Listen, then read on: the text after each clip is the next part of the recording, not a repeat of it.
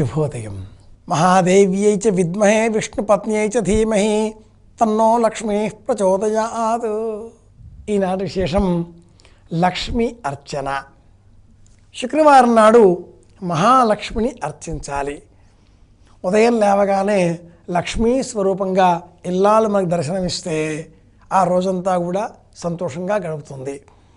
అలాగే పిల్లలు కూడా చురుకుగా ఆరోగ్యంగా ఆనందంగా పండగ వాతావరణం వల్లేనే స్నానాదులు అన్నీ గబగబా పూర్తి చేసుకొని ఆనందంగా హాయిగా వారి వారి మత ధర్మాలకు అనుగుణంగా బొట్టు పెట్టుకొని చక్కగా తలదువ్వుకొని శుభ్రంగా ఉదిగిన వస్త్రాలు ధరించి హడావిడి లేకుండా ప్రశాంతంగా కూర్చొని వారి వారి పనులన్నీ కూడా చక్కబెట్టుకుంటూ బడికి వెళుతున్నామనో లేదా కార్యాలయాలకి వెళుతున్నామనో ఇలా ఆనందంగా కబుర్లు చెబుతూ ఉంటే ఇది కదా శుక్రవారం, ఇది కదా ఆనందకరమైన ఆహ్లాదకరమైన వాతావరణం, ఇది పండుగ అనిపిస్తుంది. శుక్రవారం నాడు ఇలా గడపాలి. వీలైతే ప్రతిరోజు కూడా శుక్రవారంలాగే ఉండాలి అనేటటువంటి భావన మనకి కలగాలి. ఈనాటి విశేషం వ్యతిపాత మహాలయం.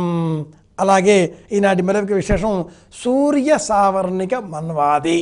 భరణి నక్షత్రం వచ్చిన రోజున ఏ విధంగా అనేది మనం భరణి మహాలయం పితృదేవతలకు ప్రీతికరంగా శ్రాద్ధం ఏర్పాటు చేశామో అలాగే వ్యతిపాతం అనేటటువంటి కరణం యోగం ఇవి సిద్ధించినప్పుడు కూడా మనం ప్రత్యేకంగా శ్రాద్ధం ఏర్పాటు చేయాలి.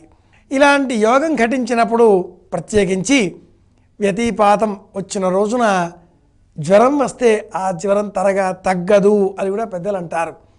వ్యతిపాత యోగాదులు కలిసిన రోజున ప్రత్యేకించి పంచాంగాలలో శుభతిథి లేదా శుభముహూర్తం కూడా పెట్టకూడదు, ఇది పితృదేవతాకమైనది అని కూడా సంప్రదాయం చెబుతుంది. కనుక ఈనాడు వ్యతిపాత మహాలయం. కాలక్రమేణా ఈ ఆధునిక కాలంలో 21వ శతాబ్ది ఈ వేగవంతమైన జీవన కాలంలో ఇవన్నీ కూడా గడిచిపోతున్నాయి. ఇవన్నీ కూడా మనం పాటించడం లేదు. కానీ కనీసంలో కనీసంగా వీటికి సంబంధించినటువంటి జ్ఞానాన్ని అయినా మనం పెంపొందింపజేసుకుందాం.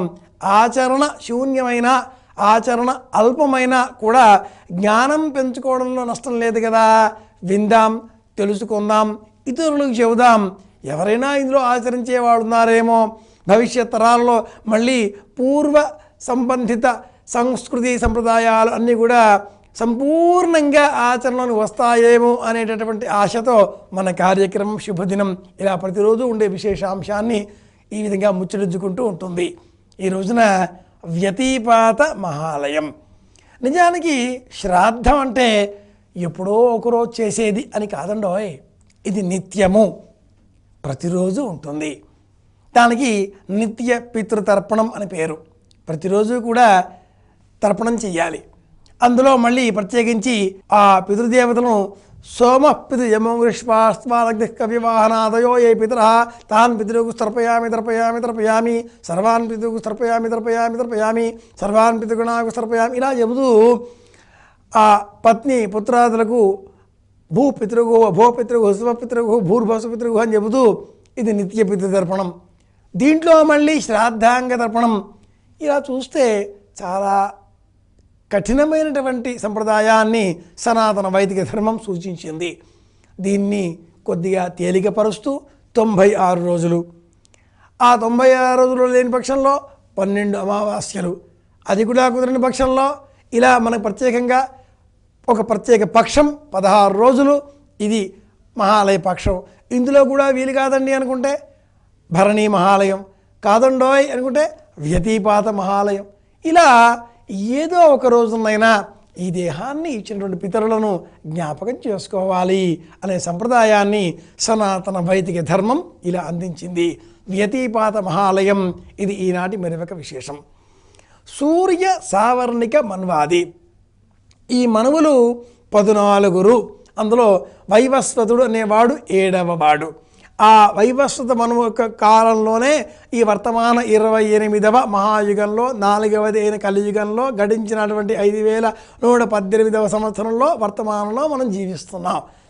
గతించిన 14 తరాలలో ఒకటి, 14 మనువులలో ఒకటి సూర్య సావర్ణిక మన్వాది. ఇది మొదలైనటువంటి రోజు ఈరోజు. ఇది కూడా ఆ 96 రోజులలో ఒకటి. కనుక ఈనాడు అనేక విశేషాంశాలతో కూడుకున్నది. పితృదేవతాకమైన ఈ రోజున గతించిన పితరులను తలుచుకొని వారికి ప్రీతికరంగా శ్రాద్ధం ఏర్పాటు చేద్దాం. లేని పక్షంలో దానం చేద్దాం. నకర్మణాన ప్రజాధనేన త్యాగే నైకే అమృతత్వమానసు అంటుంది వైదిక ధర్మం. దానం చేస్తే ఇచ్చే శక్తి ఇంకా పెరుగుతుంది, సంపద కూడా అలాగే వృద్ధి పెంపొందింపబడుతుంది, లక్ష్మీదేవి అనుగ్రహం చూపుతుంది. ఇది ఈనాటి విశేషం. లక్ష్మీదేవిని అర్చన చేద్దాం. అమ్మవారి అనుగ్రహంతో మనము ఆనందంగా ఉందాం. అందరి ఆనందాన్ని కోరుకుంటూ శుభమస్తు.